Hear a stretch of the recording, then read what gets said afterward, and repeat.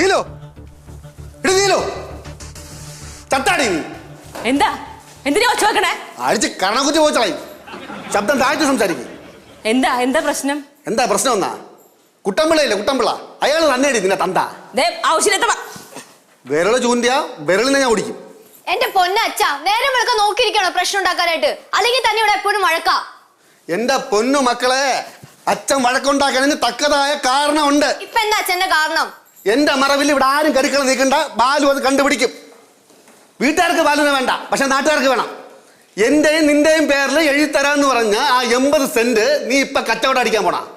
അതാണോ അത്? നീ ഉരുണ്ട് കളിക്കണ്ട എടി. ഒന്നുമില്ലെങ്കിലും ഞാൻ നിന്റെ കെട്ടാനല്ലേടി. അതിന്റെ സാമാന്യ മര്യാദ നീ കാണിക്കാത്തത് നിന്റെ വീട്ടുകാരെ കാണിക്കില്ല. എന്റെ ബാലു കുടുംബ വീടിന്റെ ആധാരം വെച്ചിട്ട് ലോൺ എടുത്തിട്ടുണ്ടായിരുന്നു. അതിനിപ്പോ നോട്ടീസ് വന്നു കിടക്കാം. അപ്പൊ ഈ സ്ഥലം വിട്ടിട്ട് അതിന്റെ ബാധ്യത അങ്ങ് തീർക്കാന്ന് വിചാരിച്ചു. അതിന് ഈ സ്ഥലം കണ്ടോളാ, വേറെ ഒന്നും കണ്ടില്ല നീ. എന്നോട് അച്ഛൻ ഇത് പറഞ്ഞപ്പോ തന്നെ അച്ഛനോട് ഞാൻ പറഞ്ഞു ബാലുവിനോട് സംസാരിക്കുക, എന്നിട്ട് തീരുമാനിക്കേ. അച്ഛൻ പറഞ്ഞ 2 ദിവസം കഴിയുമ്പോ ബാലുവായിട്ട് സംസാരിക്കാൻ വരാന്ന് പറഞ്ഞിട്ടുണ്ട്. മാത്രല്ല ആ സ്ഥലത്തിന് നല്ല വിലക്ക് ഇപ്പൊ ആള് വന്നിട്ടുണ്ട്. അപ്പൊ നീ എല്ലാം അറിഞ്ഞ്. ഞാൻ പറഞ്ഞല്ലോ അച്ഛൻ വന്ന് സംസാരിക്കും, അപ്പൊ തീരുമാനിക്കേ. അപ്പൊ തീരുമാനിക്കും. അച്ഛ പോട്ടിച്ചാ എടാ, നിങ്ങൾക്കും കൂടെ അനുഭവിക്കാനുള്ള സ്വത്താണ് ഈ പന്ന കള്ള് എഴുതിയിരിക്കുന്നത്. നാട്ടിൽ എനിക്ക് ഒരാളുള്ളതുകൊണ്ട് ഞാൻ ഇതെല്ലാം അറിഞ്ഞു. മക്കളെ ഞാൻ നിൽക്കില്ല, എന്റെ നാക്ക് ചൊറിഞ്ഞു വരെയാണ്. കുറച്ച് വെളിച്ചെണ്ണ കൊണ്ട് ഒഴിക്കാൻ കൊണ്ട്. എടി, നിനക്ക് ഒരു സ്നേഹമില്ലാതെ പോലെടി. മൊത്താഭിനയാണ് മൊത്താഭിനയം. ഇതെന്തൊരു ശല്യം? ഒരു ശല്യമില്ല, അച്ഛൻ പറഞ്ഞാലും കാര്യമുണ്ട്. അതിബുദ്ധി കാണിച്ചല്ലേ അനുഭവിച്ചോ? അതെ, അതിബുദ്ധിയാ. നിനക്കെന്താ പ്രശ്നം? പ്രശ്നം ഒരു സോയം തരുന്ന പണ്ടാരം പിടിക്കാൻ.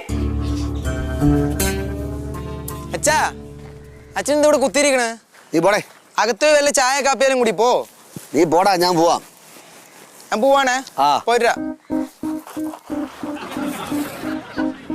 ഹലോ, എന്ത് രാവിലെ പാറപ്പുറത്ത് കയറിയിരിക്കുന്നത്? വായില്ല കുന്നിലപ്പനെ പോലെ. വെറുതെ ഇരിക്കണേ. ഭാര്യ മക്കളും കൂടെ രാവിലെ അടിച്ചിറക്കിയ? വേണമെങ്കിൽ അങ്ങനെ പറയാം. അതെങ്ങനെയാണടേ? നമ്മളെപ്പോലെ ജോലിയും കൂലിയില്ലാത്ത ഭർത്താക്കന്മാര് എന്നും കുടുംബത്തിനൊരു അധികം പറ്റാണ്. ഇപ്പൊ ശരിക്കും എന്തൊരു പ്രശ്നം? പ്രശ്നം പറയണമെങ്കിൽ കുറെ ഉണ്ടടാ. നീ എവിടെ പോണു? നമ്മളെ ഭാര്യയുടെ സഹോദരൻ വന്നു. അവ 2-3 ഫുള്ള് കൊണ്ടുവന്നു. എൻ്റെ ഒരു കൂട്ടുകാരൻ വിളിച്ച് ചോദിച്ചു, ഞാൻ ഒരെണ്ണം കൊടുക്കാന്ന് പറഞ്ഞു. അപ്പൊ എന്തായാലും ഒരെണ്ണം കൊണ്ട് കൊടുക്കുകയല്ലേ, അപ്പൊ അത് നമുക്ക് 2 അടിക്കാല്ല. രാവിലെ തുടങ്ങിയ? ഇല്ല, പരിപാടിയൊക്കെ കുറച്ച് കഴിഞ്ഞേ ഉള്ളൂ. ആദ്യം കുറച്ച് പാചകമൊക്കെ ഉണ്ട്. നീ പറഞ്ഞെങ്കിൽ വാ. ഞാൻ വന്ന് ശരിയാവില്ലടാ. വാടാ, 2 സ്മാൾ അടിക്കാടാ, മനോവിഷമൊക്കെ മാറൂടാ. നീ പോ. ഡേയ്, ഒരു ഫുള്ളല്ലേ ഉള്ളൂ. ഞാൻ കൂടെ തികയൂ? തികയൂല.